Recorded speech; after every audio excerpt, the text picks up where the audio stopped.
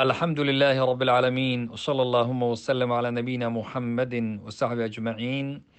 ودرسي سيديداد يا كتاب كني حكم وفوائد من روائع الإمام ابن القيم رحمه الله wuxuu sheekhu ka hadlay wax lagu magacaabay ciwaan looga dhigo awoodaha qofka gacanta ku siiya khayrka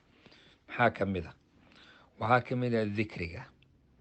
dikriga ilaahay oo la badiyo qur-aanka dikriga ilaahay ugu horeeya tasbiixdii tahliishii taxmiidii wixii yani dikrigu waa tiro badan yahay yucti daakira quwa daakirada oo xusuusta iyo xifdigaba awood buu siinayaa dikriga haddaad badiso ilaahay awood baa waxaad u helaysaa xusuustaada iyo xifdigaaga intaba waxaana suuragala baa laydha qofka inuu ku awoodo wuu karayaa oo wuxuu ilaahay ku waafajinayaa dikriga waxuusan maa laa yutiiqu ficlahu biduunih wax la-aantii aadan awoodeen buu alla subxaanahu watacaala dikriga kugu siin sheekhu wuxuu ku sheegay macluumada kitaabkiisii alwaabil asayib min alkalimi ayib waxaa ka mid a oo kale waxyaabaha macluumaadka sheekhu soo gudbiyey waxa la yidhaahdo xasrada alxasra waa qoomamada iyo tiraanyada iyo qofka oo iscuna yacni waxyaabaha sii adkeeya waxaa ka mid a waqtiga oo kaa dayacma falwaqtu waqtigu wuu soconayaa sidiisuu u dhammaan wuuna tegayaa wuuna ku dhaafayaa qofka marka halmaama naftiisa la yidhaahdaa waqtigiisiina wuu tegayaa faa'iidadii badnaydna way dhaafaysaa xasaraadkiisi iyo qoomamadiisuna way badanaysaa wuxuu sheekh ku sheegay kitaabkiisii madaarij assaalikiin ayuu macluumadana ku xusay waxyaabaha qofka uu ku dhaco ugu dhib badanna waxaa ka mid a waqtiga oo kaa dayacma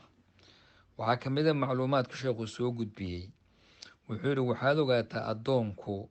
faclam ana alcabda inamaa yaqطacu manaasila asayri ila allahi biqalbihi wa himmatihi laa bibadanihi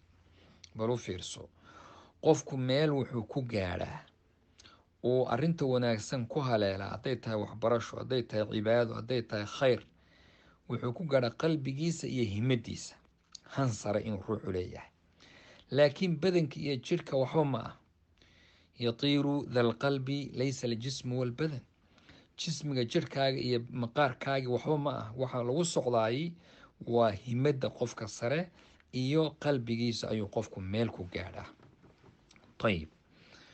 wuxuu sheekhu ku xusay macluumada kitaabkiisii fawaaid kitaab ladhaha fawaa'id alfawaa'id ayuu ku xusay macluumada ah waxaa ka mid a macluumaadka sheekhu soo gudbiyey wuxuu yihi waman ansafa nafsahu wacarafa acmaalahu istaxyaa min allahi an yuwaajahu bicamalihi bal u fiirso qofka insaafku waa qofkii garsoor sameeya oo si dhab ana acmaashiisa u ogaada yani maanta maxaad qabatay seed u cibaadaysatay maxaad baratay maxaad bixisay maxaad khayrkii qofkii sidaa isu fiiriya oo insaaf iyo garsoorna ka shaqeeyay wuxuuba ka xishoonayaa inaad alla subxaanahu watacaala la qaabisho camalkaaga bimacnaa wuu kula yaraan waxaad samayso oo dhan wuxuu u arkaysaa haddaad si dhaba meesha ay dadka qaar oo kale waxoogaa hadday caawa sameeyaan ama salaad ay tukadaan iyo xalay waan shaqaystay xalay kanaan qabtay maanta hadduu soomo waan shaqaystay hadduu waxyar bixiyo oo maaragtay sheegayo wixii waan samaystay waxaa la rabaa nisyaan baa la yidhaha in la halmaamo waxa aad samaynaysa iska halmaan ayib sheekhu wuxuu ku sheegay macluumada ariiqulhijrata iska halmaan waxaan ka wadnaa yayna kula weynaanin waxbaan sameeyey iyo waxbaan hadhihin marka macluumada wuxuu ku sheegay ariiqulhijratayn wa baabu sacaadatayn kitaabkiisa ayuu sheekhu ku xusay waxaa ka mid a macluumo kale oo sheekhu uu soos u yidhi falaa xikmata lijaahilin walaa daa'ish walaa cajuulin wallahu aclam xikmad ma leh qof jaahili xikmad ma leh aljaahil laa xikmata lahu, xikmad ma leh. qofka iska duulduulo oo marba meel ku dhaca ama wuxuu iska sameeyo oo isagana xikmad ma leh.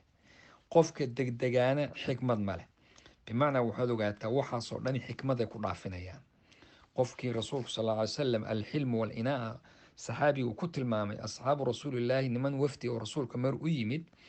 markay saa u arkeen bay soo kala carareen oo iyagoo hadda soo rafaaday oo jid dheer soo maro, safar dheer soo maro, dharkoodii aad garanayso qabays aan jirino. marka nin baa intuu isagu ka degay baabuurkii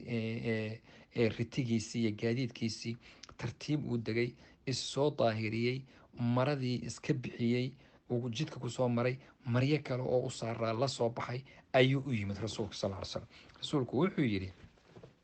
laba khislo ama laba arrimood oo ilaahay jecel yahaybaa iyaad leedahay. laba arrimood oo rabbi jecel yahay ayaad leedahay. waa maxay? xilmi waa dulqaad iyo inaa oo deganaan ah. deganaan iyo dulqaad buu ilaahay ku siiyey. marka waxaa la yidhahdaan alcajalatu min ashaytaan, degdeguna shaytaankuwa. marka weligaa ha degdegin.